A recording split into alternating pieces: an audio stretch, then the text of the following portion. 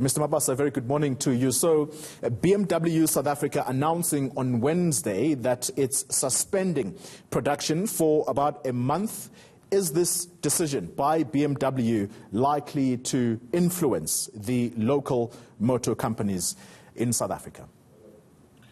Well, good morning, Polly. Certainly the decision that was taken by BMW is a global decision. It's not a South African decision by BMW South Africa.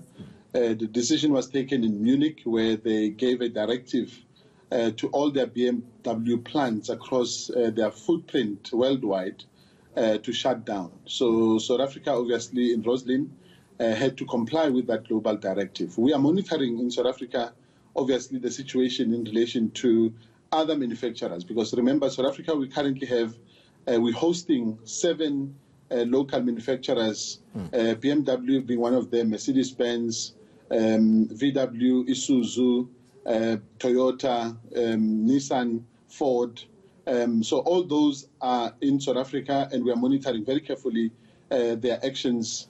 And also remember that the automotive industry is actually a global business. So most of these local manufacturers will be guided mainly by what their global parent companies are going to be directing them to do, whether they should indeed close down or not. But in South Africa, certainly, is business as usual.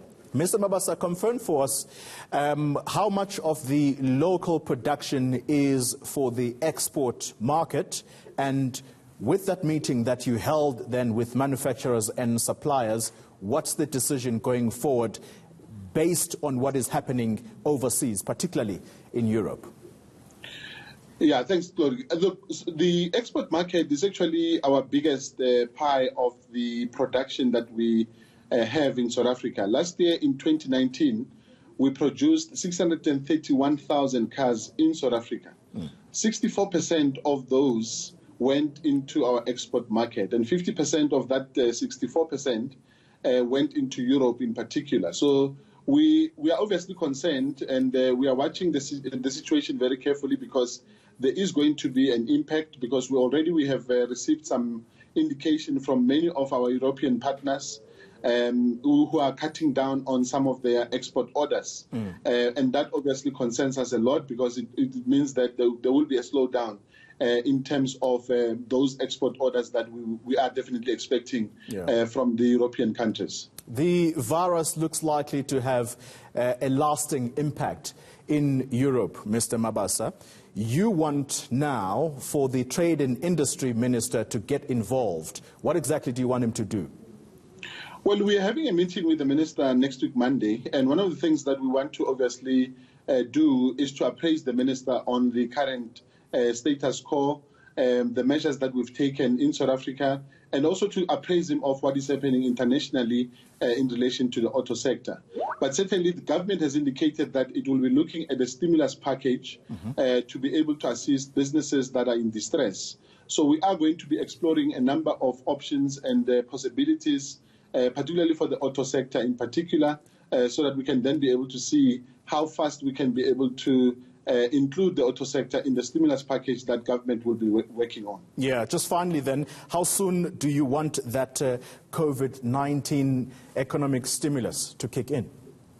Well, as soon as possible, Chloe, because certainly we are beginning to see signs of slowdown, particularly as I indicated earlier on in terms of our export orders. So which clearly is an indication that there is definitely going to be lower than expected demand of vehicles that are going out of the country, and certainly the ones that we are selling in South Africa, because also when we look at the tourism sector, which has also significantly slowed down, one of our biggest customers in South Africa is definitely our rental companies who are renting cars. And most of those particular car companies are not buying cars at this particular time at the rate at which we normally expect, particularly at this time of the year. So there has been a slowdown both domestically, and also we're anticipating a huge slowdown in terms of our exports, and we certainly want to be able to have a conversation with the minister so that we can be able to see how best we can be able to cushion the industry from the impact of the COVID-19. All right. Michael Mabasa, thank you very much indeed for your time, sir, speaking to us via Skype in Pretoria.